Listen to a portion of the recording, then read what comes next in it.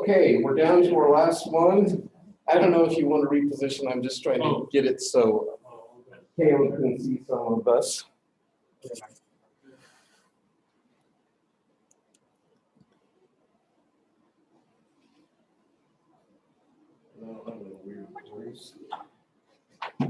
All right, Kip, I think this is the best I can do.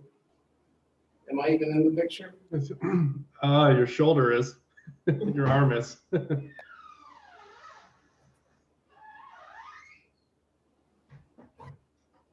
How's that? Looks Okay, good. that's enough. All right, so our last one is Reformed Epistemology with Kelly James Clark.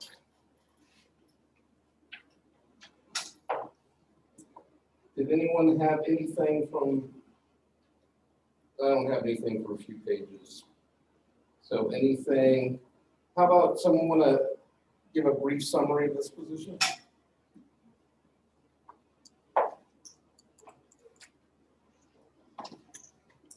It's page 266 if you got the book.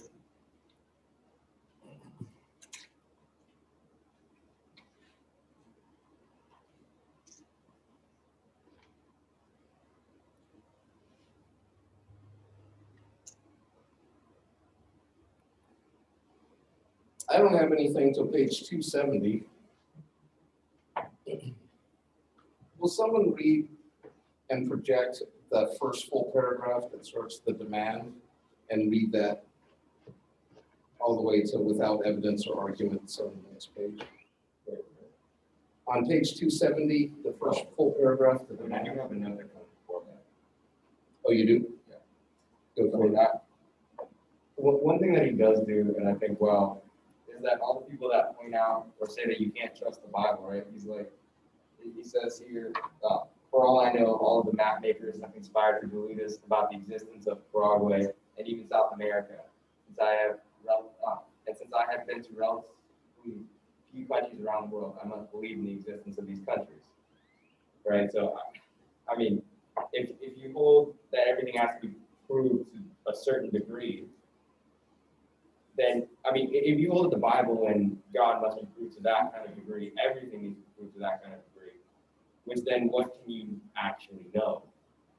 Only what you've personally experienced. Exactly. But that's like existential apologetics. But he's saying we shouldn't demand that level of proof. Yeah. I don't know why that made me think of the flat earthers.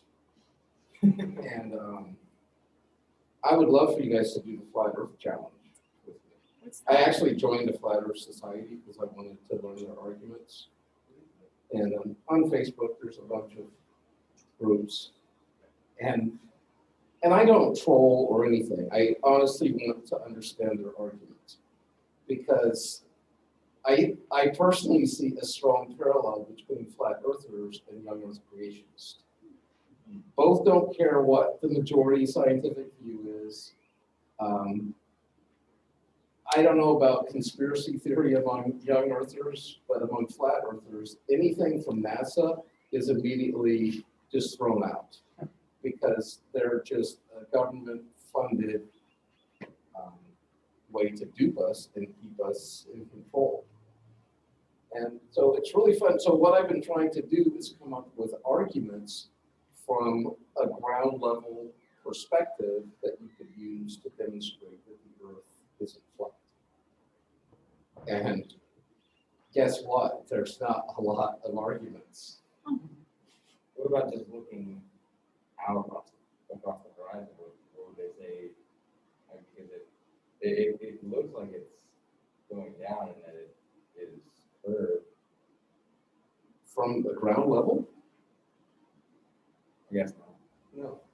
And people, I've seen pictures of like the top of Mount Everest, and you can supposedly see like the ocean off in the distance. And I'm like, you know, what a fake picture for one thing. And it's like obviously a fisheye lens that's giving the appearance of a curvature. And you can't see the ocean from the Himalayas for one thing. And you cannot get high enough physically to see the curvature of the Earth. I've talked to some of my airplane friends, because that's what started me on this whole thing. I saw a meme of someone getting off a plane saying, wow, that was so neat to see the curvature of the Earth. And it's got Johnny Depp as Willy Wonka saying, oh, tell me more. And so I started asking my pilot friends, and they're like, I think they said you have to be at like 60,000 feet. And that's twice as high as most passenger planes fly to actually begin to see the curvature. And I don't know why I'm rambling on this, but last year, a flat earther built a rocket because he wanted to see for himself. He had done this previously and shot himself. He was going to go like 15,000 feet or something. He couldn't climb a mountain higher than that. So it wasn't even that high, but unfortunately the rocket went out of control and smashed him to his death. But I like that he at least wanted to do it for himself. But probably making and launching your own rocket without doing test flights is not recommended. Well, look at it. What seems more realistic? That we're stationary, and it's almost like if you've seen those like glass cake domes to keep the bugs out of your sweets, that's how they see the canopy. Like we're like in a snowball?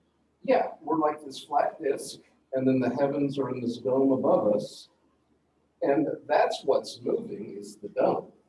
We're stationary. And so the sun and moon are in that dome going like this around the world, and then surrounding like this disk is like a several 100-foot high ice wall. And if you've ever seen pictures of Antarctica, that's what you see is like these ice cliffs, right? And they don't see that as a continent at the bottom of the globe. They see it as like a plate with this ice wall all the way around it that keeps everything in and from falling off. Okay, but then how can you go all the way around the world if it's flat? Like this. Like a record. Yeah, if you piss. I almost got good enough where I can do their arguments. That's my dream. But the only two I've come up with so far, I thought you could do it by the phases of the moon. But they believed, and most of these people are flat earthers because they are very strict literal biblicists. And there's parts in the passage that said the greater light to rule the day, the lesser light to rule the night. So they believe that the sun, moon, and stars are all giving off their own light. The moon isn't reflecting the sun's light, it's producing its own light. So that messed up my whole moon arguments. Although apparently with binoculars you can see craters on the moon and shadows, which you shouldn't see if the light's coming out from the moon and not hitting it. So that's one. If they don't think the optics are distorting reality, I don't know. Shoot, I had another one. There's not many. But if you think about what astrophysicists are telling us, they're basically saying right now we are rotating at over 1,000 miles an hour. Does it feel like you're moving 1,000 miles an hour? No. You know, why doesn't all the water in the oceans just fly off into space? I know I got some. And then not only are we rotating 1,000 miles an hour, but we're traveling at I believe it's 67,000 miles per hour around the sun. And then the sun is moving at, I believe, 180,000 miles an hour through the Milky Way in our galaxy around the black hole or whatever. And our galaxy is traveling at like 500,000 miles an hour through space. And it's just like, that sounds really crazy. For when we're just sitting there and my hair's even lower. I mean, if thinking in that perspective, it makes you feel like you've got to hold on when you go outside so you don't get flung off into the cosmos. But anyways, In my mind, that has correlation to whenever you're in a car, if you like throw something up, it doesn't fly backwards. It continues to move forward with the rest of the car. So you kind of like make a similar argument with that and why your hair is not blowing when the earth is spinning. right, and that's where it gets weird, right? Because when you talk about the speed something's traveling, like, does that mean if we're rotating at 1,000 miles an hour and I'm on the freeway driving 70, does that mean I'm going 1,070? Right, or does it mean I'm going 930 if I'm going the other way? But that's not how we measure speed. It's relative to space and time. There isn't some absolute measurement. It's contextual. Like, what are you measuring? The speed of you throwing the plate in your car, That's true, yeah. or the travel your car's moving? I was going to say about earthquakes. The shifting tectonic plates. I don't Like flat Earth. I don't think that would disannul the flat Earth. With the whole time thing, we measure speed with time. Do you believe in time travel? I love time travel shows. Philosophically, I believe there's only one time, which is now. Yeah. But could we travel to a different now? No, I mean, like, scientists say that, well, when the sun like puts off its light, it's 9 minutes in the future. It takes 9 minutes to travel here.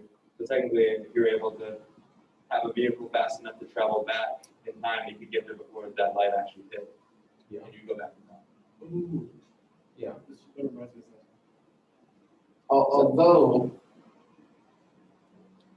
they have been looking, I believe it's at the photons, and they actually have a shape where they're not symmetrical, they're more like elliptical, and like, I believe it's the photons.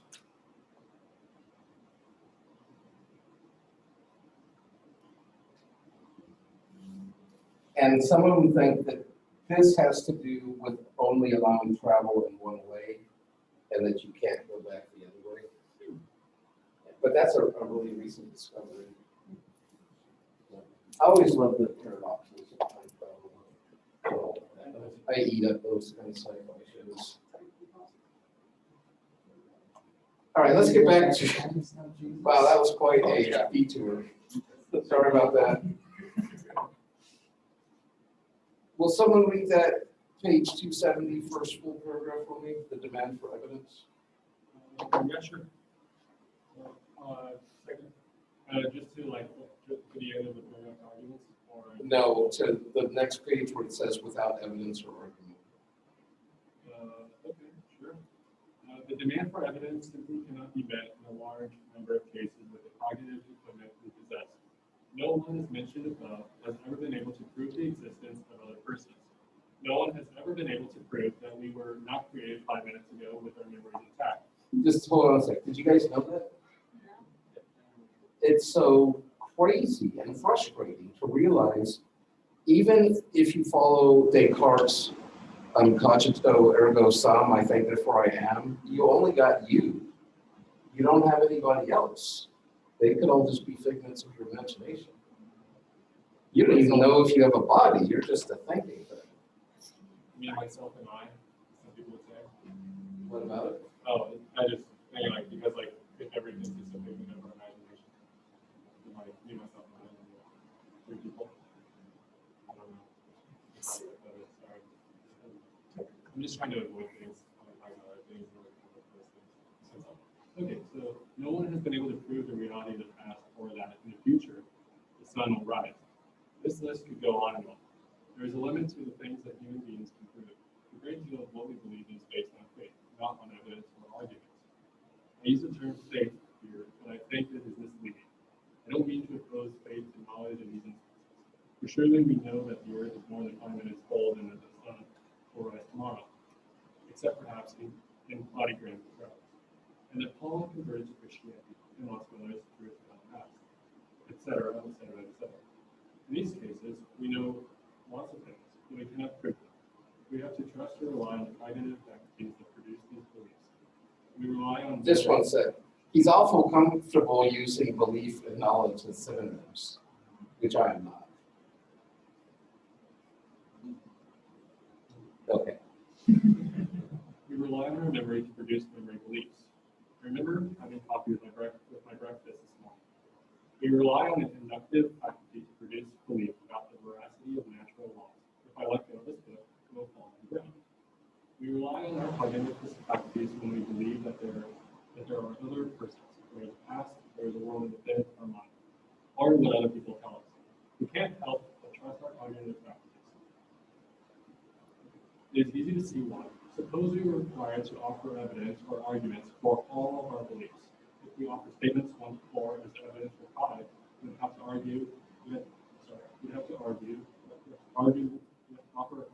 to support 1 to 4. And then we would have to offer arguments to support the arguments that are used to support 1 to 4. And then we would need arguments. You get reasoning must start somewhere. There have to be some truths that we can just accept and reason from. Why not start with the belief in God? Okay. Well, because if you're an atheist, that's probably not where you're going to start. And I don't know how well I broke this out for you, but if you look at the history of human thought, if we go to the medieval period, it was the age of faith. People were more than happy to start with God and go from there. But when we get to the age of reason, it switches from faith to radical doubt. People want to start by questioning everything. So their starting point is skepticism or doubt, not belief. Which, if you're going to be a scientist, that kind of seems like how you're supposed to do it. Because if you start with what you already think is true, it's going to affect the way you collect data and research, etc. You're going to mess up your experiments, your scientific method. You have to hold suspended belief. All right. He makes it seem like it's so easy. Like it's just simple, just believe. Well, yeah, it's kind of weird to me that there is something even called a reformed apologetic.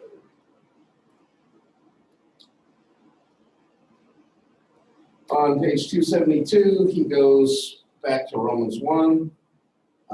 There is within the human mind, and indeed by natural instinct, an awareness of divinity that we take to be beyond controversy.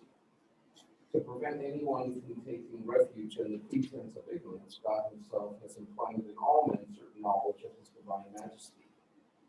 Ever renewing its memory, he repeatedly sheds fresh drops. Indeed, the perversity of the impious, who though they struggle furiously, are unable to extricate themselves from the fear of God, is abundant testimony that this conviction, namely that there is some God, is naturally born in all, and is fixed deep within, as it were in the very marrow. From this we conclude that this is not a doctrine that must first be learned in school, but one of which each of us is master from his mother's womb, and which nature itself permits no one to forget. And I think we already talked that one to death. I think he's presupposing a lot about people around the world.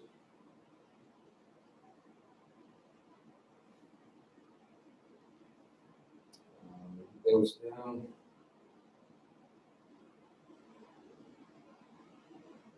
Third, belief in God is more like belief in a person than belief in a scientific theory. Fair enough. Page 273. Anyone have anything there? I'm quite good on that one. In the with or without evidence section, the first full paragraph on page 273, he says, I also believe, like Calvin, that the natural knowledge of himself that God has implanted within us has been overlaid by sin. Part of the redemptive process will require the removal of the effects of sins on our minds. Attention to theistic arguments might do that. Also, some of the barriers of religious belief, such as the problem of evil or the alleged threat of science to religion, may need to be removed before one can see the light that has been shining within all along. I didn't really care for that. This is interesting. In the next paragraph, he says the primary obstacle to belief in God seems to be moral than intellectual. And I've heard a lot, especially preachers, say that. It's like, oh, it's not that they don't believe in God, they just don't want to be accountable to God. And so in order to carry on with their illicit lifestyle, they have to act like God doesn't exist. I don't know. Does that sound realistic? I think for some people, sure. I don't think you can make everything safe for everybody. Yeah. I know people like that. That live that lifestyle. They choose not to, because they don't want to be able to. But do they really believe there's not a God? Or I don't know. I or mean, did they ever believe there was a God to begin with? I mean, it seemed that. I mean, I don't know. You know, at the end of the day, they can say that. It just seems that now they have all these questions and they don't really care about following God, and when they know that everything they're doing is wrong, but Wrong based on what? I guess they're believing. I guess they're believing in God. Or so he says. You know, I have a friend that's like, I know what I'm doing is wrong. I'm like, well, why do you do it? He's like, this. I don't want to have to face that it is wrong. So, I don't know, it's weird.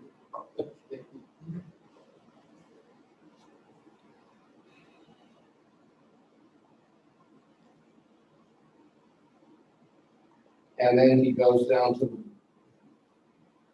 the bottom of that paragraph. Basically, the self has to be dethroned. Humility is required, not proofs. But once again, you're asking someone to humble themselves before something that they may not even think is real, which seems like asking a lot. Reformed epistemology in the Bible.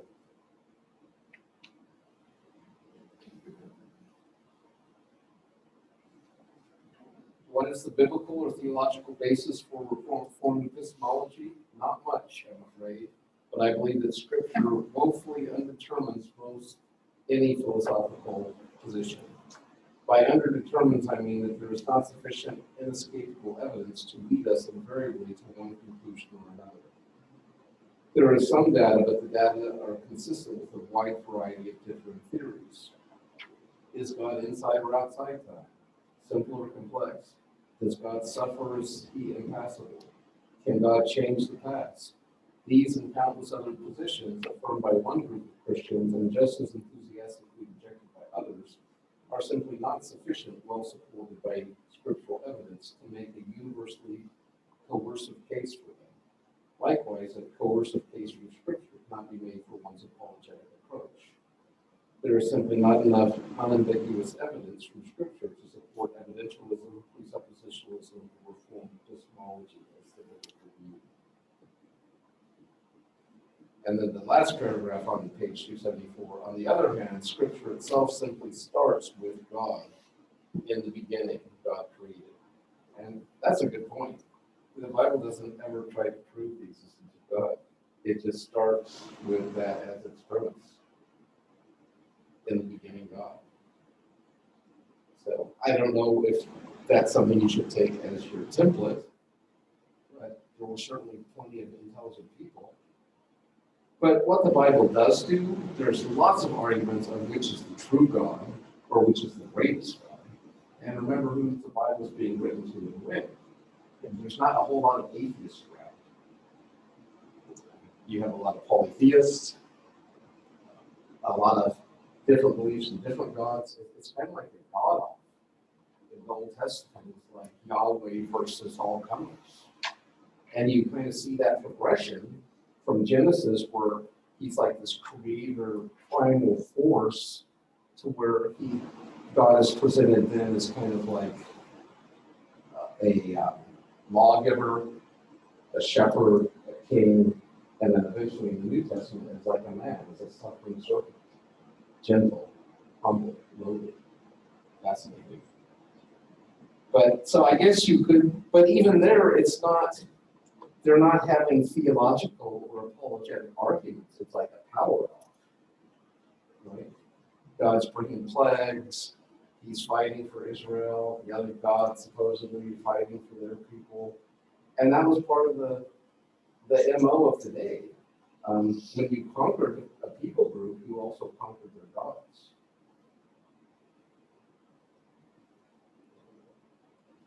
You see a lot of times in the Old Testament where God intervened, not for Israel's sake, but for his own namesake. That's one of my favorite arguments in the whole Bible, when God basically told Moses he was going to do, children of Israel 2.0, and he was going to get to be the new Abraham, basically. And Moses said, but what will the heathen say? Why would God care what the heathen say? But he used that, and it said God repented and changed his mind and wiped out all the children of Israel. They're going to say, you brought them out to the desert so you could kill them. No one's going to want to worship you after this. What will people think? I don't know. I love that passage in the Bible.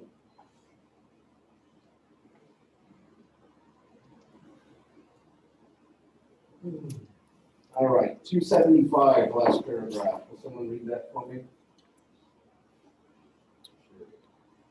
The reason that Scripture underdetermines any contemporary apologetic approach seems clear. The Bible was written during a time when virtually everyone assumed the existence of some God or another. The Bible does try to make a case that Yahweh is God, and the New Testament tries to make a case that he has revealed himself uniquely in Christ. In both instances, the biblical writers refer to the kinds of beliefs that people in the culture might find appealing. But everywhere, the existence of a God is assumed. That we should directly import that approach into our contemporary context seems ill-advised. In our culture, a great many people do not believe in the existence of a God. How those people might be best approached, therefore, will require a great deal of human ingenuity, and not merely reflection on how it was done in biblical times. Since so much has been left to human ingenuity, and since Scripture both underdetermines one apologetic and was written to and for another culture, there will be many Christian apologetics and not merely one. What Christian virtue requires in dealing with one another's view is charity, intellectual respect, fairness, and humility.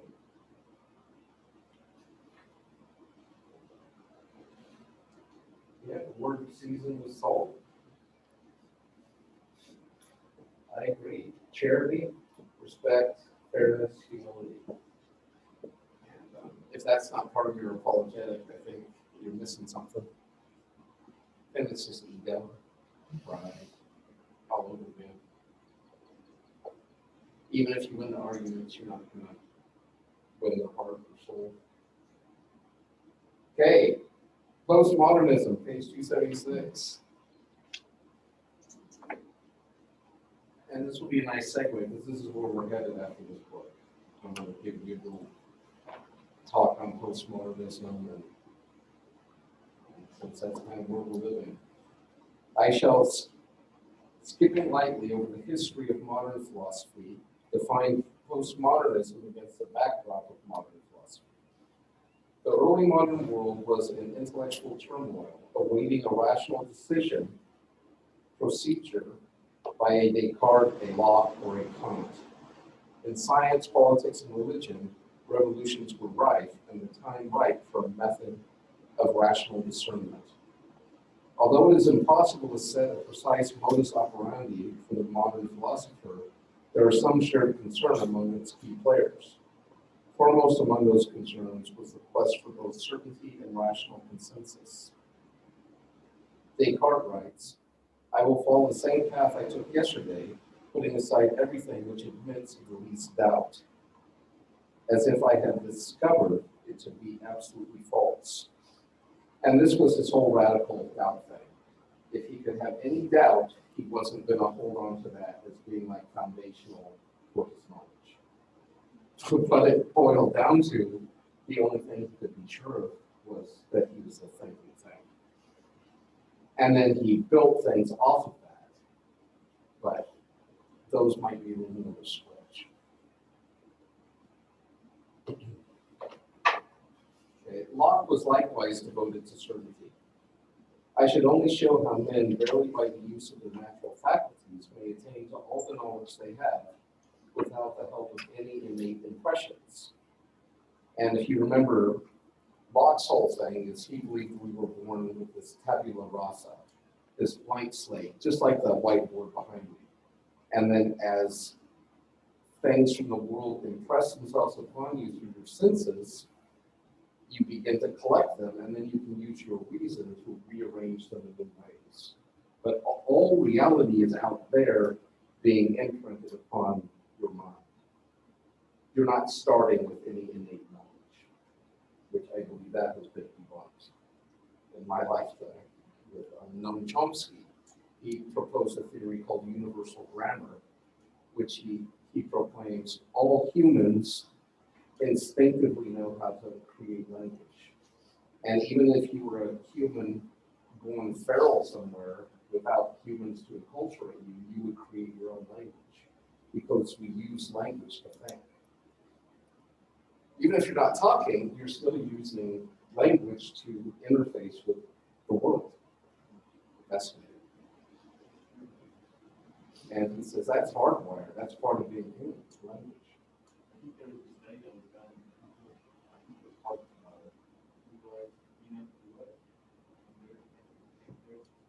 Speak up. I think there's a psychologist that they put a bunch of babies together. Oh, yeah, yeah. Like how they interact and about them being forms of language or speak. They're still able to communicate. Like they're still able to communicate with like emblems and drawings and stuff like that. Mm-hmm. And if any of you have had younger siblings, it's a trip because I raised like 6 kids, and like the little ones, I couldn't understand, but if I went to the ones that could speak, that I could understand, they were like a bridge, and they could understand what the little ones were saying, they would interpret for me, and I just thought that was so weird. Steve Whitten's twins had their own language when they were little, and they could communicate clearly with each other that no one else in the family could understand. They like made up its own things. Yeah, a lot of derails today.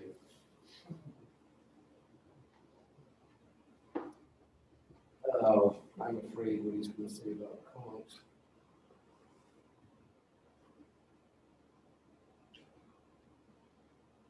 Pluralism, Cartesian. On the last paragraph of page 277, Plantinga argues that modern foundationalism has misunderstood the nature of justification. Modern foundationalism is based on an unattainable quest for certainty and is unduly internalistic. Plantinga calls the special property that turns true belief into knowledge warrant. A belief B has warrant for one if and only if B is produced by one's properly functioning cognitive faculties in circumstances to which those faculties are designed to apply. In addition, those faculties must be designed for the purpose of producing true beliefs.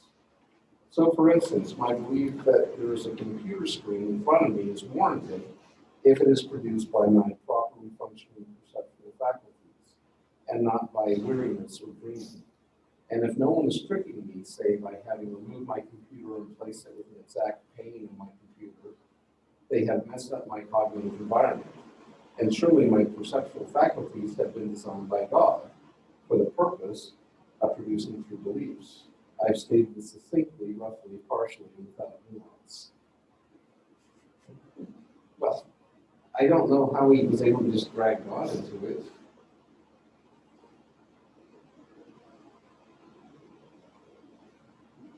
but that's his presupposition.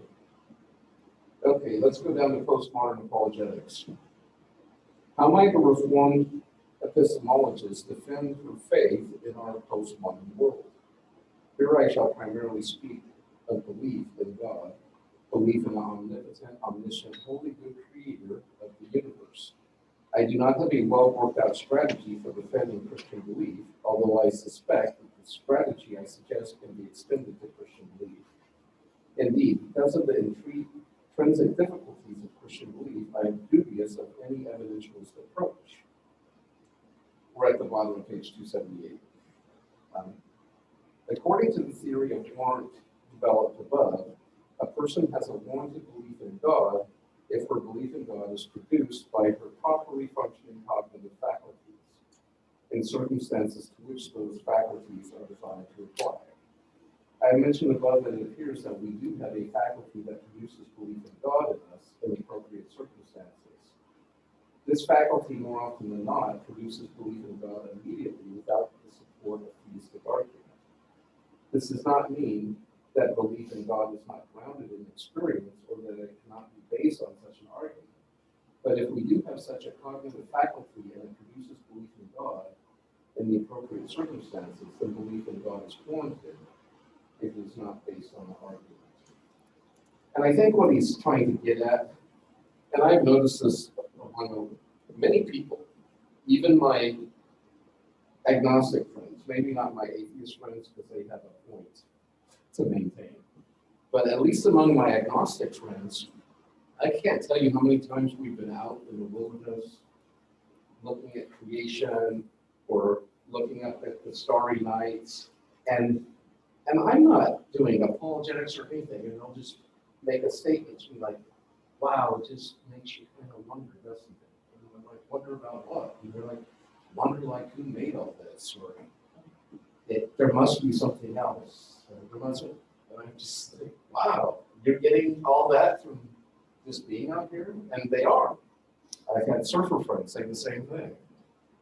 They're not religious, they don't have any, and they're out there just sitting there on their board, the power of the ocean, the beauty, and they're just like, for a lot of them, it's like the most spiritual part of the day. And they have this like resonance with something outside or beyond themselves. So I think that's what he's appealing to. You don't need any clever arguments, you don't need, it's just, there's this thing. But my atheist friends would just be like, oh, you just don't want to deal with your human perspective, and it's easier to project something out and beyond than to just deal with this is all just chance or chaos or all that. But even my atheist friends want to be spiritual, which I don't get. How does that work? Exactly. I told them they don't get to be. That's not part of their worldview. They're just like, we can be spiritual. I'm just like, how? You don't even believe in spirit. But they obviously don't mean by spirit what I mean by it. They just mean like the sense of awe and wonder. And it's like, well, yeah, awe and wonder is not spirituality. What are you being awe and wondered about? Well, they wouldn't call it the creation. Evolution. And you can't really even call it the cosmos because that's the Greek word for order, design, purpose. So I guess at the end of the day, though, it's like, this is all I know. How do you know it's beautiful? How do you know it? Yeah. And if you push them like that, they would probably just say, yeah, that's just my perspective. That's how I feel. My margin, I put like flowers and babies. Because think of how many people, when a baby's born, they get all religious. Right? But it's so profound. It's like a new life. And it's amazing. Really hardened, callous people can get at least momentarily religious when they have a baby. Or beauty, a sunset, or wildflowers. I mean, it's interesting.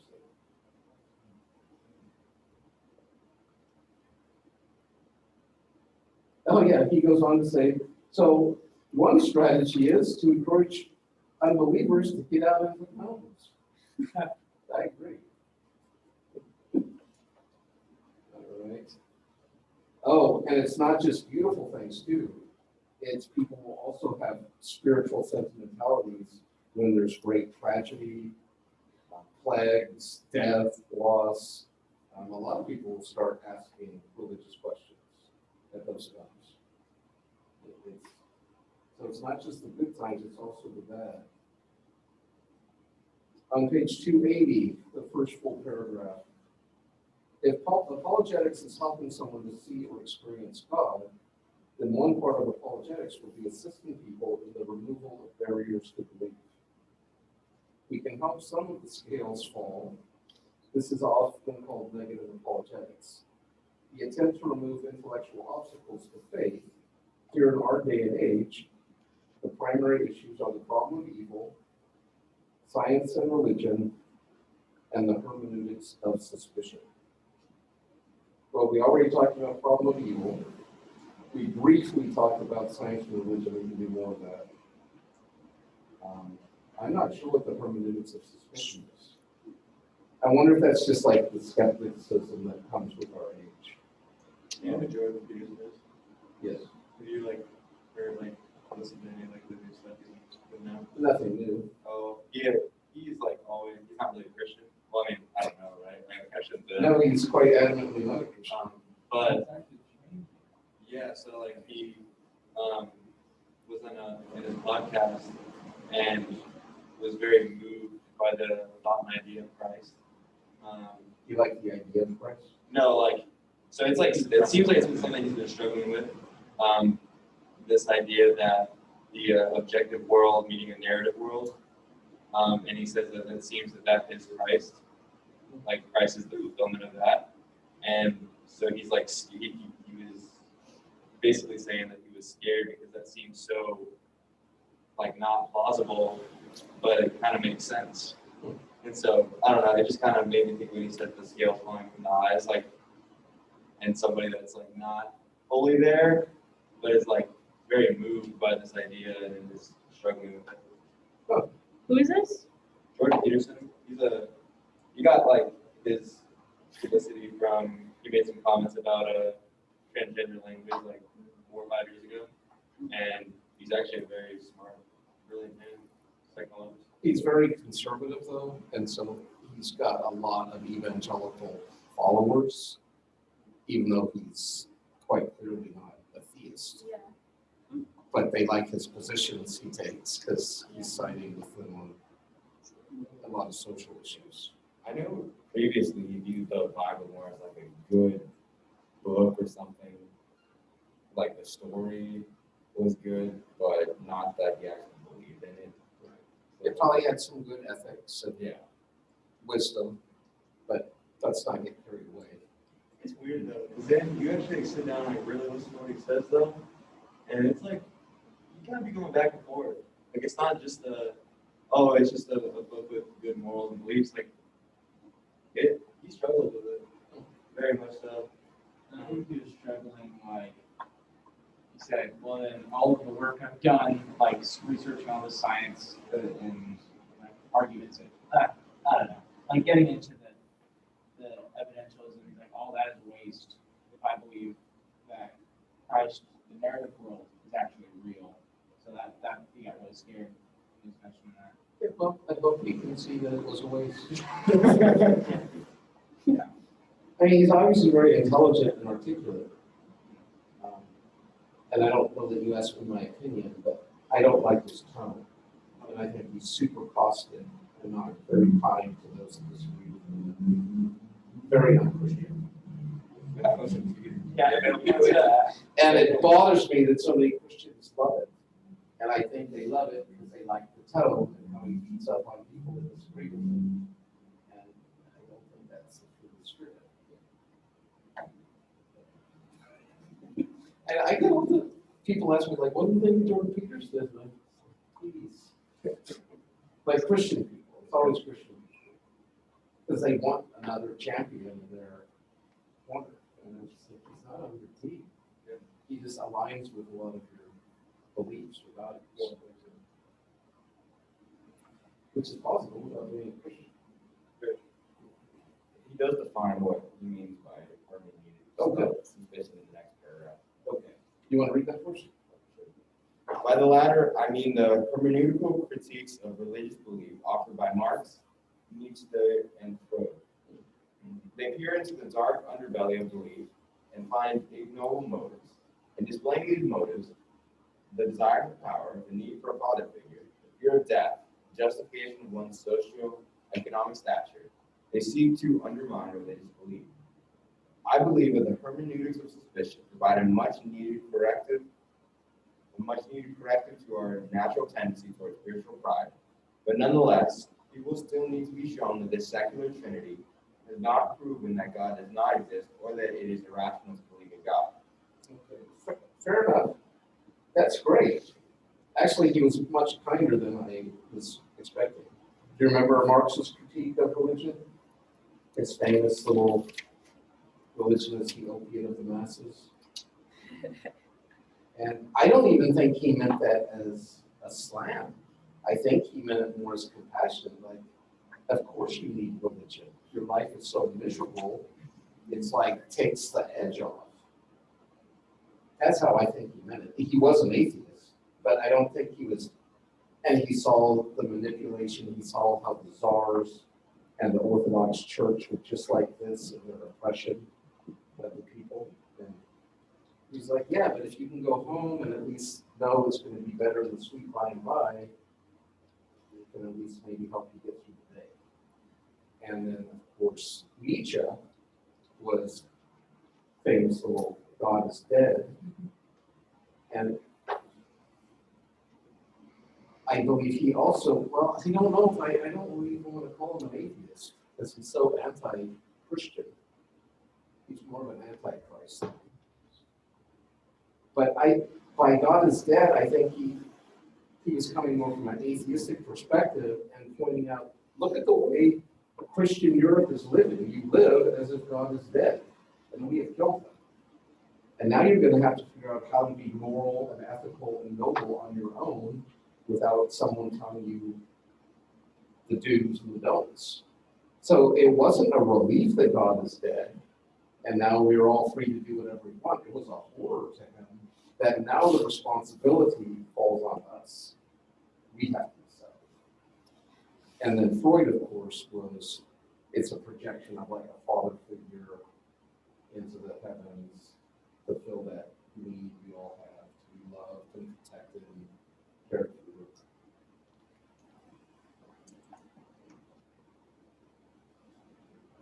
Next paragraph. The apparent threat of science to religion seems to have recently intensified. And this is an old book.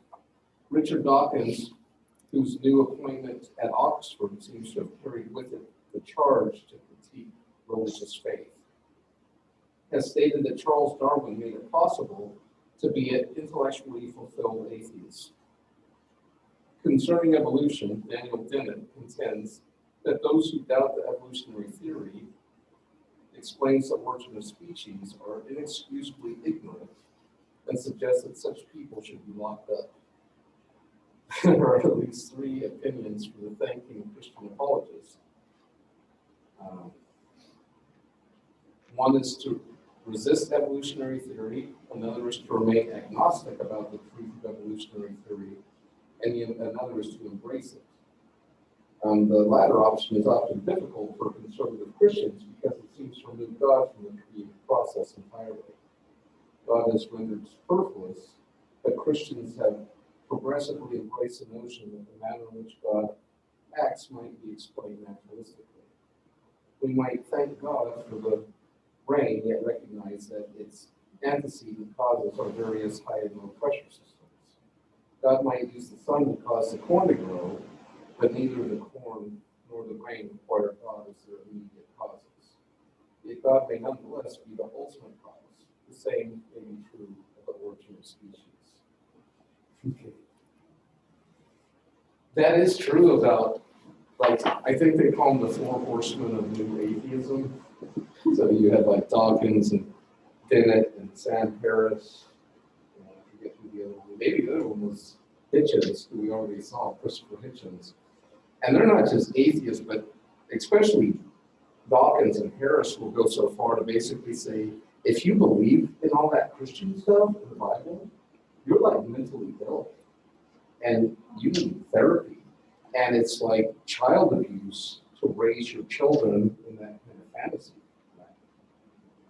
And that's intense. But being only 4% of the population, they don't have the political or social clout to enforce that. In fact, if anything, they probably feel more like the persecuted ones because they're atheists living in a Judeo-Christian society. That's what I always want to know about my atheist friends, because he just acts like he's constantly being attacked. I'm just like, he's attacking you. It's not the Middle Ages. No one's going to drag you out into the quad and light you up. I mean, are Christians really oppressing you? And he's like, yeah. I'm sorry. I'm not going to oppress you. All right. Well, we'll pick up there on page 251 on Wednesday. Yeah. And those first four should be in. This one you can turn in on Monday. All right. Enjoy the blustery day. Take care, Caleb. Take care.